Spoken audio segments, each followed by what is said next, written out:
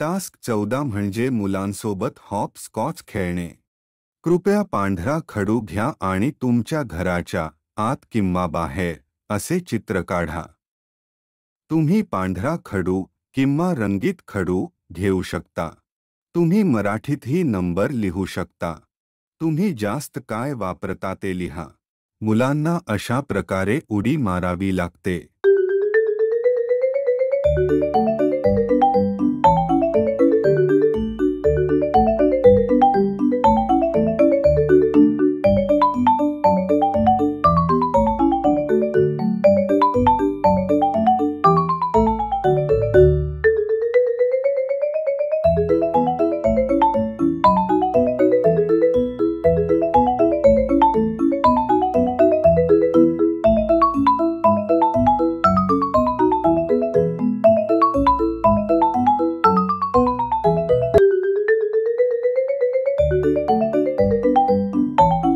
सुरुवातीला बाळांना बरोबर उडी मारण्यात अडचण येऊ शकते.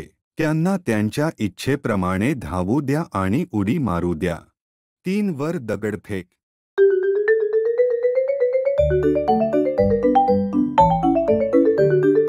5 वर दगडफेक.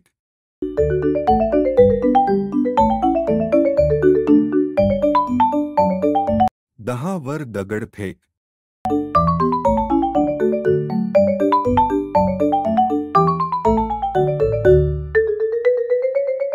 तुम्ही मुलांना 1, नंतर 2, नंतर 3 असे 10 पर्यंत प्रत्येक नंबरवर दगड फेकण्यास सांगू शकतो आणि मुले धावून दगड गोळा करू शकतात. आता हे खेळ बरोबर कसे खेळले जातात ते आम्ही तुम्हाला सांगणार. तुम्ही नंबर 1 वर दगड फेकून द्या. चौकाच्या आत दगड टाकावा लागेल. दगड लाईनला स्पर्श करू नये. मग तुम्ही 10 वर जा आणि नंतर 1 वर परत्या. 1 वर परत येऊन दगड उचला आणि मग बाहेर उडी मारा. याप्रमाणे 2 वर दगडफेक. सर्व नंबरवर उडी मार आणि नंतर दगड गोळा करून बाहेर उचल. नंतर 3 वर फेक. असं 10 पर्यंत खेळायचे आहे. जर तुमच्या समोर एक बॉक्स असेल तर तुम्हाला एका पायावर उडी मारावी लागेल आणि जर तुमच्या समोर 2 बॉक्स असतील तर तुम्हाला 2 पायांवर उडी मारावी लागेल. जो प्रथम पूर्ण करेल तो गेम जिंकेल. उडी मारताना जर दगड लाईनला स्पर्श करत असेल किंवा तुमचा पाय लाईनला स्पर्श करत असेल तर तुमची पाळी संपली.